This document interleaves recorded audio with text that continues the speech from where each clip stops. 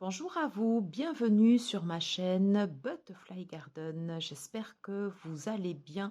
Je suis ravie de vous retrouver pour vous proposer la revisite d'un deck que j'aime beaucoup, l'oracle alchimique Liliathecalum qui a été créé par Nat de la chaîne Angel Taina. Voilà. Ça me tenait à cœur de vous refaire en fait cette deuxième présentation parce que je vous l'avais présenté l'an dernier sur la chaîne. C'était tout au début où j'avais reçu cet oracle. C'est un oracle qui nécessite quand même de se poser, sur lequel j'ai beaucoup canalisé. J'ai eu beaucoup de messages intuitifs et au fur et à mesure aussi de mon évolution, au fur et à mesure de, on va dire aussi d'une certaine compréhension d'autres cartes, j'ai des choses en fait qui s'élèvent ici au niveau de cet oracle. Alors, je pensais avoir fait une présentation il y a 12 mois. Eh bien, en fait, non, regardons sur la chaîne, j'ai fait une présentation il y a 9 mois. Et 9 mois, comme vous le savez, hein, pour le cycle des femmes, c'est le cycle de gestation. Voilà. Donc, il y avait certainement des choses à comprendre au niveau de ce deck. Et je trouve que c'est bien, en tout cas, moi, j'aime travailler de cette façon-là, de pouvoir revenir sur des decks plus en profondeur. Voilà, et de vous présenter la façon dont moi je le perçois. Alors, si vous avez cet oracle, vous pouvez tout à fait le percevoir de façon différente, c'est fort possible. D'ailleurs, à ce propos, je vous invite à partager et à mettre en commentaire si vous partagez des visions différentes pour qu'on puisse échanger en fait sur les cartes. Sachant que sur cet oracle, j'ai fait des classifications de cartes. Je crois qu'il y a 12 parties et c'est ce que nous allons voir ensemble. Voilà. Alors déjà, Nat, si tu passes par là, écoute, je te fais un bisou. Et bien sûr, n'hésite pas à commenter aussi si, par exemple, toi, à l'origine, quand tu avais créé ces cartes, il y avait des messages différents ou si tu souhaitais faire passer un message différent. Alors, je vous représente la carte du début, le Liliath Ecalum, l'oracle alchimique de l'Union sacrée. Et c'était l'édition limitée. Il y a une deuxième édition là qui est en cours. Au commencement était Kaloum, dans ses pas marchait Liliath. Voilà, donc créé et illustré par Angel Taena, que vous retrouverez bien évidemment sur sa chaîne. Donc ici, je vais vous présenter les 74 arcanes et les 8 cartes bonus que j'avais reçues. Voilà. Alors déjà, avoir un deck quasiment comme ça de 82 cartes, c'est juste génial pour pouvoir travailler. Et il y a une extension qui est en train sur lequel Nat travaille, je crois, sur l'édition, que l'on devrait recevoir, il me semble, à partir du mois de septembre. Voilà. Avant de passer aux cartes, je vous représente juste, voilà, donc les possibilités de tirage qui avaient été mis. Tirage pour la pleine lune, le tirage de la nouvelle lune et le tirage du temple de Liliath et Kaloum. Alors, je m'arrête un instant sur cette carte. Quand j'avais reçu ce deck, c'est vrai que au départ, il y avait pas mal de cartes qui ne me parlaient pas de prime abord, hein, et j'ai utilisé au départ cet oracle de façon très intuitive, voilà, beaucoup sur des tirages sentimentaux. Et au fur et à mesure, vous allez voir, j'ai plus la vision alchimique qui ressort sur cet oracle. Allez, on va tout de suite commencer les parties en fait que j'ai fait. N'hésitez pas à vous installer confortablement dans votre canapé, à prendre un thé bien chaud et c'est parti pour la revisite du deck le Liliath Ecalum de Angel Taena. Alors, on commence par la première catégorie que j'ai intitulée le grand tout. Alors, je me suis mis des fois des petits pense-bêtes. Alors, on va commencer bien évidemment avec l'œuf cosmique. En plus, c'est la carte 0. Souvent, l'œuf cosmique est représenté dans différentes civilisations comme étant en fait la création du monde. On a cet œuf ici, voilà, qui représente la création la création de l'univers et la création de l'homme à l'intérieur. Moi, souvent, en fait, j'y vois un fœtus à l'intérieur et il est encerclé ici par l'ouroboros comme un cycle de mort-renaissance, quelque chose qui évoque la régénération.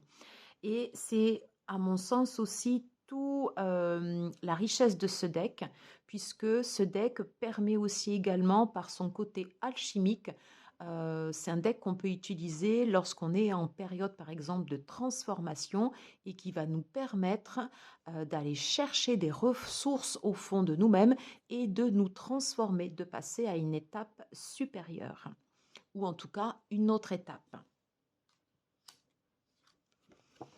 Alors, dans la catégorie du grand tout, j'avais classé également l'Ouroboros. Alors, l'Ouroboros vient bien évidemment après l'œuf cosmique. On y retrouve ici le sigle de l'infini, le cycle de la régénérescence, avec le serpent qui nous parle aussi également de guérison, de transformation. Moi, j'y vois aussi également un signe solaire avec le point au milieu qui peut nous faire penser à la représentation du soleil, refaire sortir la lumière qui jaillit en nous. J'ai mis également cette carte de l'infini. Je crois que c'est l'une des dernières ou avant-dernières cartes, voilà, comme un cycle qui se régénère de façon infinie. On a le 7 plus le 3, on est sur le 10, on est sur le 1. Voilà, tout ce qui mord pour pouvoir, tout ce qui est en train de mourir pour pouvoir renaître. Et on est bien sur le cycle de l'infini. Et c'est un sigle qu'on retrouve très souvent sur les cartes du Liliat et Kaloum. Dans la catégorie du grand tout, j'ai classé également le crâne de cristal. Le crâne de cristal, déjà le cristal a des propriétés très fortes si vous en utilisez un. Et c'est cette possibilité d'aller pouvoir se relier à notre mémoire liée à nos ancêtres. Tout ce qui nous a été transmis par les cellules, par l'ADN, c'est la mémoire du transgénérationnel. Et il y a quelque chose de très fort en fait dans cette carte. Il y a une énergie, voilà, une énergie comme ça qui ressort et qui est très dense. Voilà. J'ai associé également le cocon de Gaïa. Ça, c'était une carte bonus. Et pour moi, vous voyez, on est tout à fait dans le cycle mort-renaissance. Cette image, elle est très forte avec cette femme avec en fait ce corps de femme, donc c'est le corps d'une personne décédée qui revient comme ça à la terre. Et il y a l'idée de rejaillir comme ça au travers des racines, d'aller pousser, d'aller peut-être se réincarner dans un autre corps. Pour moi, c'est également le voyage de l'âme qu'on retrouve ici avec le papillon. Voilà. Et on est tous poussière et on revient tous à la terre. Dans le grand tout, on va retrouver l'idée du lien entre la terre et le ciel, entre le yin et le yang, entre deux parties comme ça qui vont se relier. Vous voyez, on retrouve à chaque fois ici le cycle de l'infini. C'est le fait de relier également nos polarités à tendance plus masculine, on sera sur la partie du soleil, et de réveiller également nos polarités féminines qui vont faire appel à l'intuition, aux émotions, à tout ce qui est refoulé, enfin à tout ce qui est intérieur, à l'intériorité. Voilà, tout ce qui est également aussi enfoui au fond de nous et que l'on n'extériorise pas de prime abord. Et on retrouve tout en bas le sphinx à tête de mort, qui est l'un des emblèmes de la créatrice. On termine cette catégorie du grand tout avec l'œil de la providence. L'œil de la providence, je m'étais fait mes petites notes. On est sur l'œil omniscient, c'est l'œil de Dieu en fait qui va veiller sur nous, qui va exercer comme ça une surveillance. C'est un emblème qu'on va retrouver aussi souvent chez les francs-maçons. Cette carte, elle peut, pour moi, elle a autant des côtés positifs que des côtés négatifs. Dans son côté positif, elle va nous apporter comme ça une comme une protection, comme un guide suprême, voilà, qui va veiller tout au long, sur nous tout au long de notre parcours. Et dans son côté comme ça, un peu à connotation plus négative, si par exemple dans notre chemin de vie, on est moins aligné, on peut avoir sur nous un peu comme ça l'œil de la providence où on va nous envoyer des signes en nous disant: «Attention, ce que tu fais n'est pas en accord avec le cheminement de ton âme». Libre à nous bien sûr d'entendre, et de reconnaître, ces messages. Voilà, donc ça c'était la première catégorie que j'ai intitulée, «Le grand tout». On arrive à la deuxième catégorie où, on va avoir un côté beaucoup plus, alchimiste, où on va ressortir, le côté comme ça un peu alchimiste de ce deck. Alors je voulais juste faire un aparté sur Solve et Coagula. Pourquoi également j'ai eu envie de refaire une revisite du Liliat et Kaloum? J'avais acheté, suite à une présentation que j'avais vue sur la chaîne de Nat, l'oracle des énergies christiques. Et tout au début, voilà, j'avais pigé cette carte, la mort.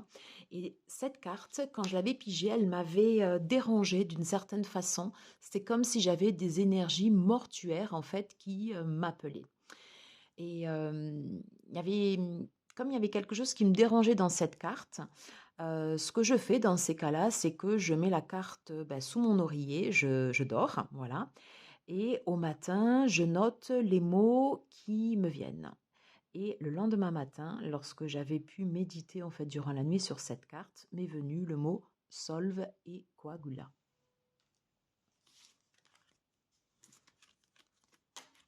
Donc solve et coagula, on le retrouve bien évidemment sur cette carte où on parle de mort et de résurrection. On est sur un symbole alchimique.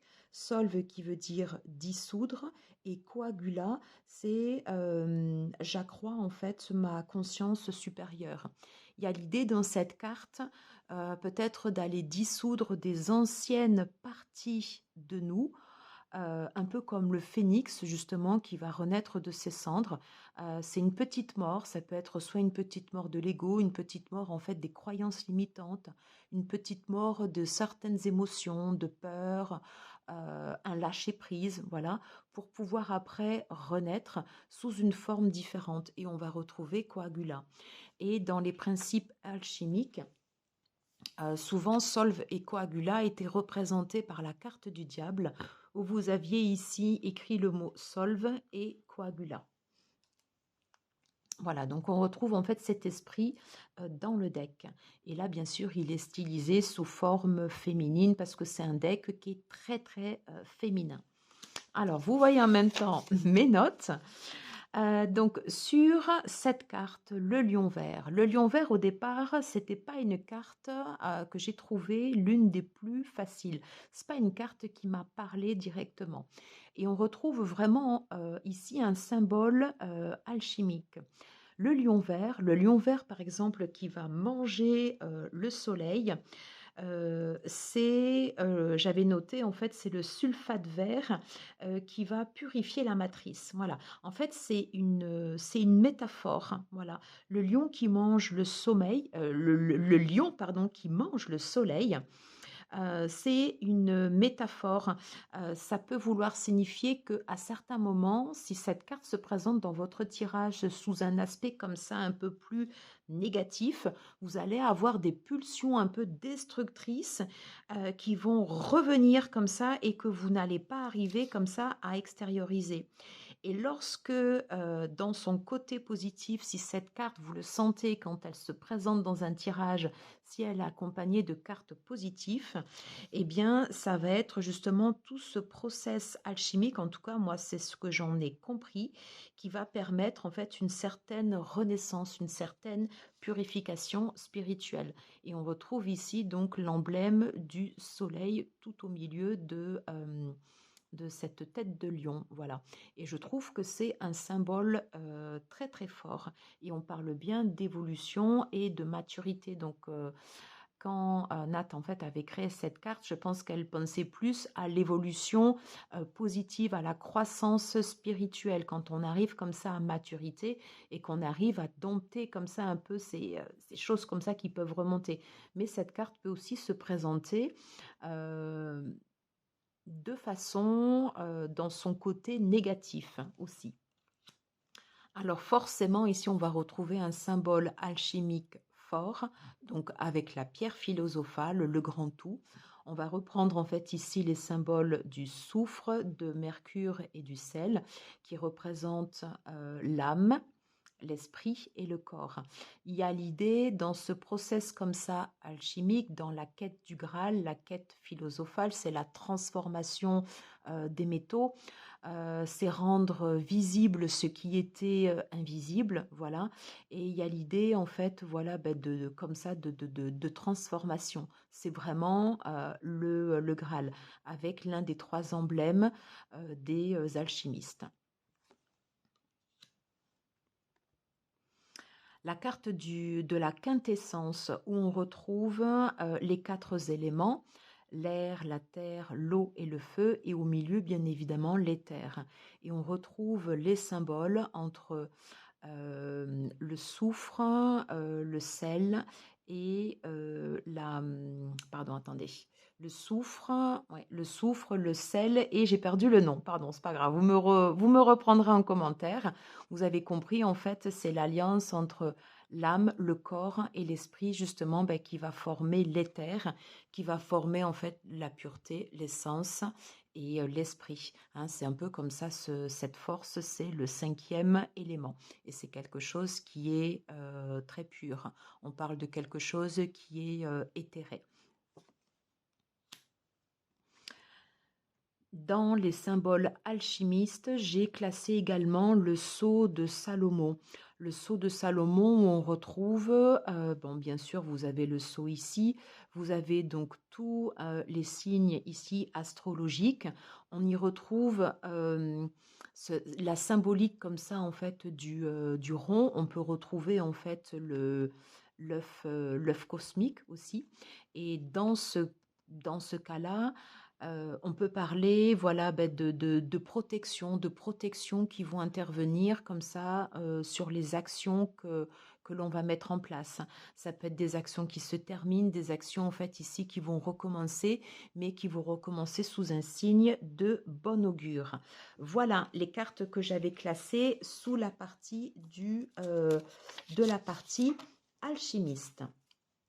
Alors, au cours de notre transformation, au cours en fait de tout ce process, on va avoir des cartes qui vont nous accompagner au cours de notre voyage et qui vont mettre en lumière et qui vont mettre en valeur en fait toute notre partie de lumière. Donc ici, moi j'ai classé en fait toute la partie des cartes qui vont être un peu comme des cartes ressources. Ici, vous avez le lotus, voilà, qui évoque justement l'éveil ou le réveil de la spiritualité, l'expansion, quelque chose qui s'ouvre. Il y a l'idée, voilà, de sortir de quelque chose un peu comme si c'est la symbolique de la fleur est très forte parce qu'on part du nénuphar, vous êtes dans un endroit comme une mare en fait et vous allez comme ça vous élever. Donc c'est le symbole de la spiritualité. On retrouve également en fait les signes de chance, de prospérité, d'abondance avec la grenade. La sororité, les choses que l'on va partager, qui vont nous permettre la mise en commun de richesses, quelque chose que l'on peut porter sur soi secret, mais qu'à certains moments, voilà, il convient en fait de partager dans un esprit d'entraide. On parle de sororité. La méditation. La méditation qui est une ressource justement qui va nous permettre de mieux nous aligner, de nous recentrer. Vous avez les deux cartes, le boxeur blanc et le boxeur brun, qui évoquent la simplicité, qui évoquent la fidélité, les compagnons fidèles, l'authenticité, le fait d'être intègre. Il y a le fait de rester aussi intègre à ses valeurs et ou d'avoir des personnes au cours de notre chemin qui nous accompagnent et qui seront restées intègres à l'amitié, par exemple, qui vous lie, et c'est une force. Alors, cette carte, je l'adore. L'échappée.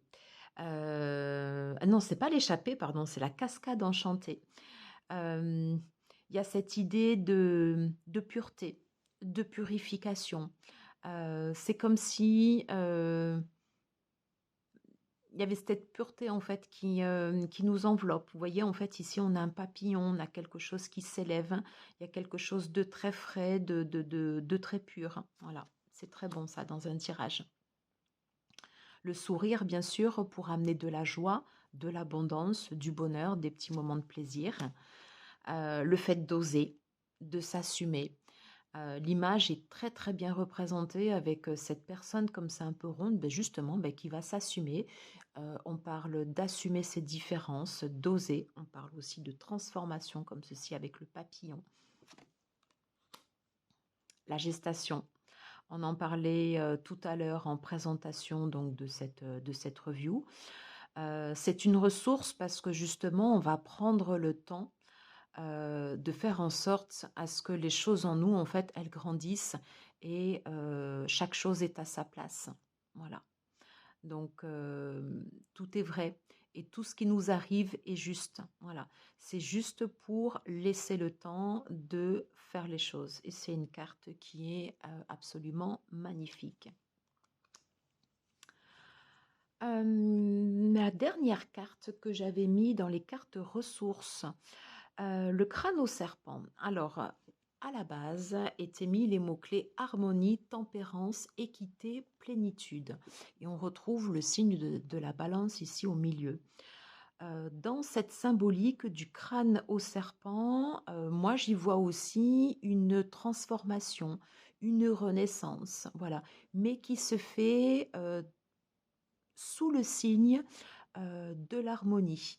Voilà, c'est quelque chose qui est plutôt une transformation, mais je dirais une transformation plutôt douce. Voilà, avec l'évocation de cette carte. Pardon. Et il y a l'idée également pour moi d'être guidée, vous voyez, ici avec ces étoiles. Voilà. Et on retrouve le sigle du yin et du yang. Alors, sur le même principe qu'on a des cartes qui vont nous permettre de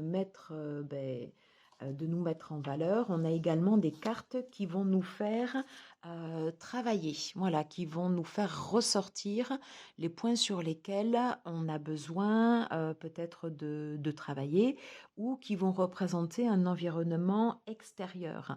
Donc, bien évidemment, on va retrouver tout ce qui est addiction. Donc, vous avez cette carte ici avec le diable. On peut parler d'addictions qui vont être pour nous. On peut parler en fait de liens, d'une certaine façon, de liens toxiques avec une codépendance. C'est tout ceci. On peut parler également en fait d'infidélité, de tentation. Dans la dépendance, il y a le fait, bien sûr, de ne pas s'écouter et de rester comme ça, soumis aux désirs des autres et de s'oublier. Donc, c'est une carte, lorsqu'elle apparaît dans votre tirage, qui, en ressources, vous dira, ben, mettez-vous en valeur, écoutez-vous plus. Voilà. L'ermite. L'isolement, mais l'isolement quand on va plutôt se mettre à l'écart, se rejeter, d'une certaine façon ne pas assumer en fait ici ces différences. Voilà, il y a l'idée comme ça de s'exclure avec cette carte. Alors l'échappée, voilà, c'est quand j'ai fait le lapsus, donc cette carte, je l'adore. Je l'ai mis dans les cartes, enfin dans la catégorie ce que je dois travailler parce qu'il y a l'idée comme ça avec cette faux en fait soit de fuir ou de couper quelque chose, voilà. Mais c'est toujours pour du positif après. Alors les chrysanthèmes, voilà. Quand on a besoin de faire le deuil, peut-être de faire le deuil d'une relation, peut-être de faire le deuil tout simplement d'une personne, voilà, qui est partie dans le monde invisible. Faire le deuil des fois tout court d'une ancienne situation, on quitte son travail, on quitte un état, on quitte un lieu. Voilà, on a besoin de cette période de deuil pour panser les plaies. Alors, le masque de la peste, quand cette carte intervient comme ça dans un tirage, elle est là pour mettre en valeur des choses voilà, qui sont malades. Ça peut être une maladie en fait ici au sens physique. Ça peut être le fait comme ça d'avoir besoin d'aide, d'avoir besoin de requérir en fait de l'aide d'un professionnel. Ça peut être une carte également par rapport au burn-out. Ça peut être une carte en fait tout simplement sur des pensées négatives qu'on a besoin de soigner. Il y a peut-être l'idée, vous voyez aussi avec cette carte, de cacher quelque chose, avec cette idée comme ça du masque. Alors, la fleur toxique, voilà, avec cette idée comme ça de piège, hein. Il y a le fait d'être attiré comme ça automatiquement dans une situation et on ne perçoit pas comme ça cet environnement toxique, cet environnement comme ça qui n'est pas bon pour nous. Donc, c'est une carte d'avertissement parce qu'on a toujours la possibilité, vous voyez, de prendre un autre chemin. Il y a peut-être l'idée également au travers de cette carte, d'une autre façon, en fait, on peut se faire une idée d'une situation ou sur lesquelles on donne beaucoup trop d'ampleur à une situation qui, au final, euh, on se fait une représentation de quelque chose qui est négatif, mais sur lequel on accorde trop d'ampleur, d'où la prédominance comme ça de la plante toxique. Alors tout ce qui est vengeance, tout ce qui est nuisible, quand vous avez comme ça en fait un espèce de mauvais sort, quand vous avez là pour le coup, soit des énergies tierces qui vous bloquent dans une situation, ou tout simplement une personne qui a l'intention en fait de vous bloquer, vous voyez. Et il y a l'idée comme ça d'être prise en piège et de ne pas ressentir comme ça, c'est enfin d'être emprisonné comme ça dans une situation. Alors, la jalousie, l'envie, la méchanceté, les yeux noirs, autant cette carte, ça peut représenter une énergie tierce, ça peut représenter en fait ici une personne, ou tout simplement, des fois, ça peut nous représenter nous, voilà, notre façon de réagir par rapport à un contexte, par rapport à une personne, et justement, ça met en lumière ce que l'on doit travailler. On termine par cette magnifique carte de la reine de Saba, quand on a quelque chose comme ça qui nous obsède, mais vraiment de façon à outrance, voilà, où justement il y a l'idée en fait de ne plus voir les choses telles qu'elles sont et il y a presque en fait un aveuglement en fait ici, vous voyez, avec cette carte, voilà. Donc il y a l'idée en fait de prendre du recul lorsqu'on a cette carte qui arrive comme ça dans un tirage. Voilà, j'en ai terminé avec les cartes qui vont nous faire travailler soit sur des situations, sur des personnes ou tout simplement sur nous. Alors, dans notre process comme ça de transformation, de chemin sur soi, on va avoir des outils avec lesquels on peut travailler. Donc ici, j'ai mis tout ce qui va être des outils, bien évidemment, comme une ressource. Alors, on retrouve ici le colibri qui nous parle de joie, qui nous parle de libération, qui nous parle de guérison. Alors, les outils, en fait, ça peut être la musique. Bien évidemment, ici, on va retrouver le bol tibétain. Et il y a l'idée comme ça, justement, de s'ouvrir avec l'essence. Voilà. On va retrouver ici en fait tout ce qui est plante avec la belladone, le fait de pouvoir par exemple aller préparer soit des potions si vous savez travailler avec les plantes. On peut travailler aussi avec les huiles essentielles ou tout simplement s'aider en fait de l'énergie plante. Au même titre qu'on a des animaux totems, on a aussi des plantes totems qui vont être là pour nous permettre de travailler dans certaines situations. En outil, on peut bien évidemment utiliser aussi tout ce qui est créatif, imagination. On va travailler justement sur toute la partie du plexus solaire. Ça va nous permettre de nous mettre en valeur. On a quelque chose de magique. On a quelque chose, c'est comme si c'était un peu la carte du magicien, on a des outils en nous, et bien justement c'est à nous de les exploiter pour les assembler, pour les mettre ensemble, pour les dissoudre, pour les transformer. On retrouve ce process comme ça un peu alchimique où justement on va le transformer et on va le transformer à juste titre et pour nous. Le chaman, la carte du chaman avec tout ce qui est fumigation, purification par les plantes, avec, selon les rituels que vous utilisez, soit de la sauge officinale, du romarin, du béjoin, voilà, enfin tout ce que vous avez, ce avec quoi vous avez l'habitude également de travailler. On a également un rappel ici sur les cristaux.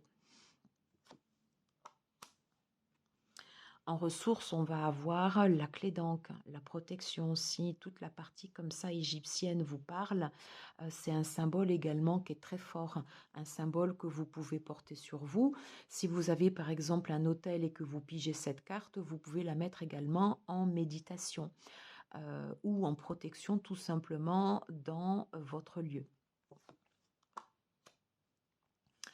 Alors, j'avais classé la Kundalini également dans les outils, tout simplement parce que quand on a comme ça, en fait, ici, vous voyez, ce réveil, cet alignement comme ça du chakra, des chakras, il y a l'idée comme ça, voilà, qu'on a euh, c'est, cette énergie, d'une certaine façon, une énergie sexuelle comme ça aussi qui se réveille et c'est aussi en fait des outils pour nous parce qu'on a notre pouvoir personnel qui va se révéler et on retrouve, vous voyez, quand on regarde le dos de deck, on retrouve comme ça cette idée en fait ici du serpent qui monte.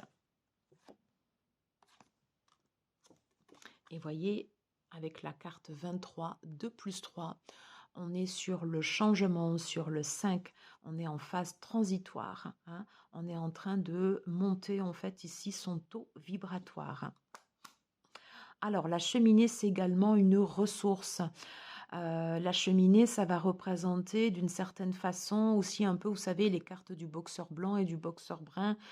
C'est la famille, c'est le foyer, c'est l'endroit cocooning où justement on va capitaliser sur les forces. Et voyez ici sur la cheminée, on a un petit ange qui veille sur nous et qui nous dit, t'inquiète pas, tout va bien, je suis là et je suis là pour t'aider. Alors, je la trouve très sympa, cette carte avec le chanvre. C'est take it easy, on est cool, voilà, on fume. C'est un moment de détente où on va trouver l'apaisement et c'est pour ça que je l'ai mis également dans les outils en ressources. Voilà, pour garder l'esprit ouvert. Ici, on retrouve la carte des cristaux. Donc, au même titre qu'on va pouvoir travailler avec les plantes, avec les animaux, il y a l'idée également de pouvoir travailler comme ça avec les cristaux. On va retrouver donc tous les cristaux associés en fait aux 7 chakras.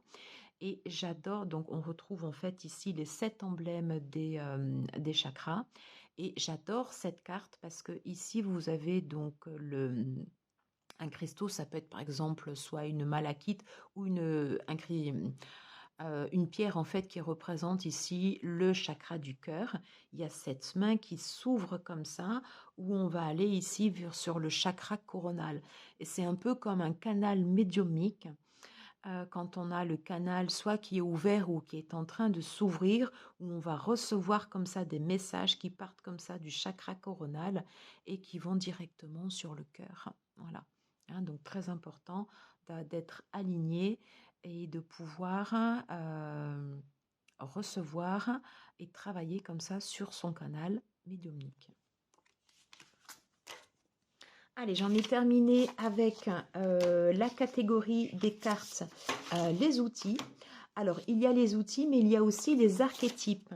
Les archétypes que l'on va pouvoir rencontrer tout au long du tirage. Et ce sont des symboles, bien évidemment, très forts sur lesquels on va pouvoir se référer et ou invoquer. Donc là, ici, vous avez Kaloum. Kaloum qui représente le masculin divin, la parole sacrée, le courage, le côté comme ça un peu yang, on retrouve le symbole de Mars.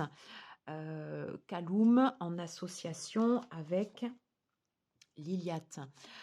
Donc lorsque cette carte arrive comme ça dans un tirage, ça peut évoquer en fait des relations d'âme extrêmement fortes pour ceux et celles à qui les relations flammes jumelles parlent, pour ceux et celles qui se sentent reliés en fait à ces contrats d'âme.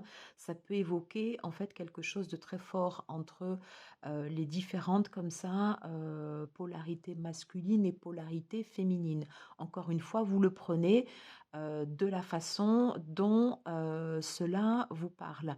Sinon, dans un sens au-delà en fait des flammes jumelles, il y a l'idée en fait ici de retrouver en fait le masculin divin et ici de retrouver sa polarité féminine, voilà, avec Liliath. Et ce sont deux très très belles cartes. En symbole religieux, on pourra voir également ici, donc bien sûr, une image, une parabole en fait ici pour Jésus-Christ et sa relation un peu comme ça, flamme jumelle aussi. Encore une fois, c'est selon si cela vous parle ou pas. Alors, dans les archétypes, j'ai classé bien évidemment Vénus, la mère cosmique. Là, c'est quand on va faire appel comme ça à toute la lignée ancestrale, la lignée féminine. Ça me fait penser également à chaque fois à la terre-mère Gaïa. On retrouve comme ça ici cette idée de rond, le fait de la mère, de la grand-mère, de l'arrière-grand-mère. Toute cette lignée comme ça qui veille sur nous et qui nous protège, une présence bienveillante, comme la mère à l'origine.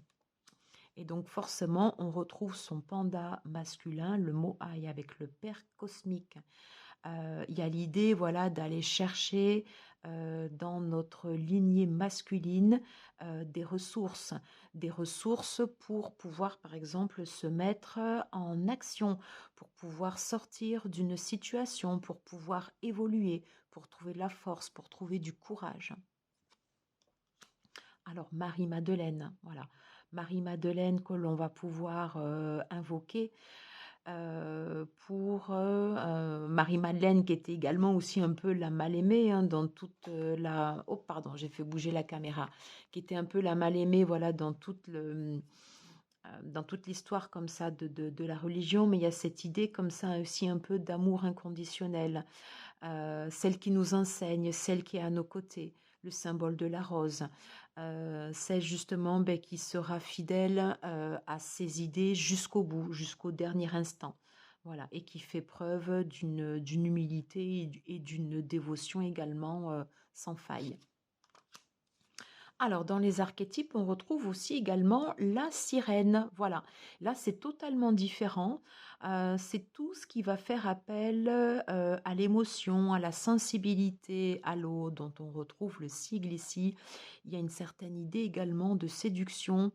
Il y a l'idée aussi, avec cette carte, de pouvoir accepter ces émotions, de pouvoir les accueillir, les ressentir avec beaucoup de bienveillance. La sorcière, hein.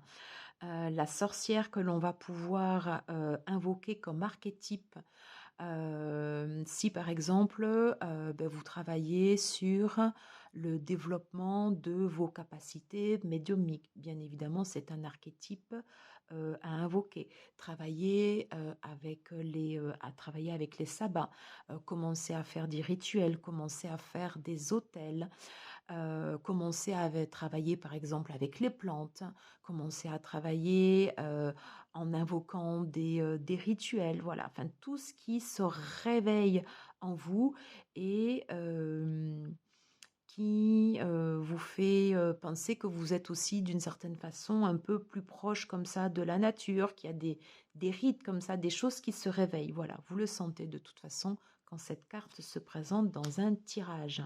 L'alchimiste. L'alchimiste, ben, c'est celui qui va mettre en lumière, celui qui va rendre visible ce qui était invisible. Il y a l'idée qu'une vérité également éclate. La lumière, elle est mise en valeur. Quelque chose de très pur dans cette carte. La nécromancienne. La nécromancienne, il y a l'idée dans cette carte, en tout cas moi c'est ce que je ressens, alors vous me direz si vous avez des visions différentes bien évidemment de cette carte. Ben justement quand la nécromancienne c'est celle qui va faire le lien entre le monde visible, entre le monde invisible, celle qui va sentir la présence des âmes errantes, celle qui va sentir et qui va pouvoir communiquer comme ça avec les âmes des défunts, c'est le canal médiumnique. Euh, Pouvoir entrer en contact avec des défunts, percevoir des messages. Vous voyez, en fait, il y a toute cette idée comme ça, ben justement, ben de travailler avec l'énergie mortuaire. Voilà. Parce que forcément, quand on reçoit des messages des défunts, il y a l'idée qu'on accepte la mort et qu'on accepte aussi la mort dans son énergie, qu'elle est de passage et qu'on a besoin de cette énergie pour pouvoir aller se mettre en canal médiumique et recevoir comme ça les messages de, des âmes défuntes. Et je termine par la Santa Muerte pour les archétypes. Voilà, un symbole également très fort et qui parle de lui-même. Alors, je vois que la vidéo est un peu longue, donc je ferai des sous-parties. Comme ça, vous pourrez aller voir toutes les parties qui vous intéressent. Donc on a vu les archétypes, on va voir maintenant les animaux. Les animaux que l'on va pouvoir invoquer, soit ce sont des animaux totems qui se présentent dans votre tirage, ou tout simplement en fonction du moment où vous faites ce tirage, ou vous voyez un tirage avec le Lilia Tecalum, voilà, ben vous allez pouvoir vous aider des qualités de ces animaux pour comprendre quelque chose sur votre situation. Donc là, ici, avec le hibou, on a la sagesse. Le renouveau, le nouveau départ avec le cerf. Il y a l'idée comme ça d'être, pour moi aussi, de tenir bon, voilà, de faire face aux difficultés, d'une certaine noblesse. Le signe, ça, j'adore cette carte. Voilà. Beaucoup de grâce, un signe de bénédiction. Moi, j'y vois aussi le signe noir. Voilà. Accepter quelque chose de plus profond. Vous voyez ? Le Maine Coon bleu. Alors, c'est très particulier, les Maine Coon. C'est associé comme ça à des chats. C'est toujours un peu particulier quand j'ai pas souvent pigé cette carte, mais le Maine Coon bleu, en fait, tout le monde n'a pas en fait de Maine Coon chez soi. Donc, il y a l'idée comme ça d'avoir quelque chose un peu de rare, d'avoir un animal comme ça un peu hum, qui sorte comme ça un petit peu de l'ordinaire. Pour moi, c'est une force. Le griffon. Le griffon qui va être associé à l'élément air, hein, voilà, la puissance du mental, prendre du recul comme ça. Mais c'est pas tout à fait comme un aigle parce qu'il est rattaché aussi à la terre, hein, voilà. Il y a l'idée en fait, il y a l'air, mais il y a aussi la terre, hein. Donc vous voyez, il y a tout ça. puissance. Le loup, faire appel à une communauté. Les loups fonctionnent en meute, communiquent avec leur cri. Donc là, ici, on a les mots-clés peur, blocage, insécurité, mais après, c'est comme ça vous vient au moment des tirages.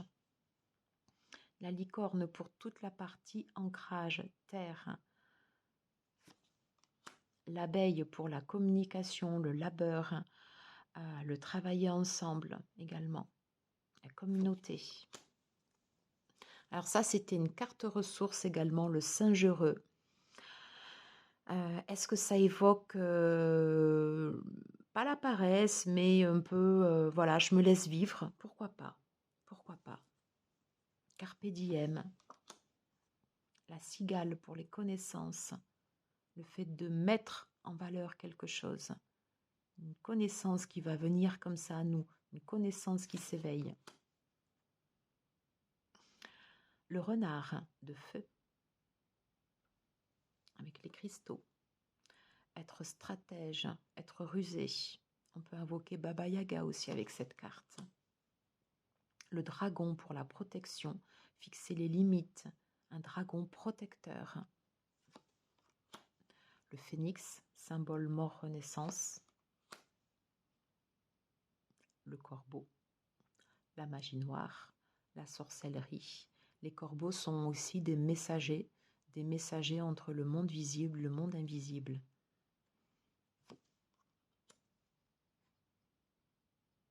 Le sphinx tête de mort qui nous aide dans toutes les périodes comme ça de transformation.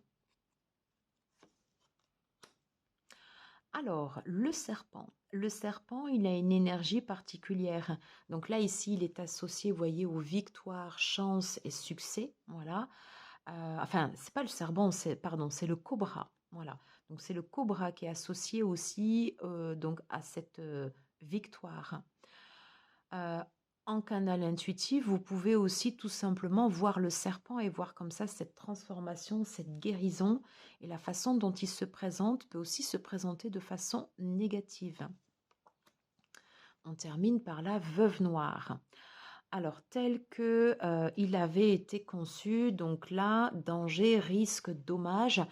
Je pense qu'à l'origine, Nat, quand elle avait dessiné cette carte, elle avait plus vu comme un emprisonnement, le fait de se sentir comme ça un peu piégé. Moi, j'y vois quelque chose de... Alors, il y a ça aussi, il ne faut pas se le nier, mais la veuve noire, c'est l'araignée mère, c'est l'araignée qui les supplante toutes, voilà. J'y vois l'idée également d'une connexion. L'araignée est un symbole totem qui est extrêmement fort. C'est l'un des animaux totems qui va nous relier également au caractère sacré, au féminin divin. Et c'est toute la partie comme ça de reliance et ou de connexion. Donc autant ça peut représenter une carte positive, autant cela peut représenter une carte négative. Tout dépend de la façon dont elle se présente dans le tirage.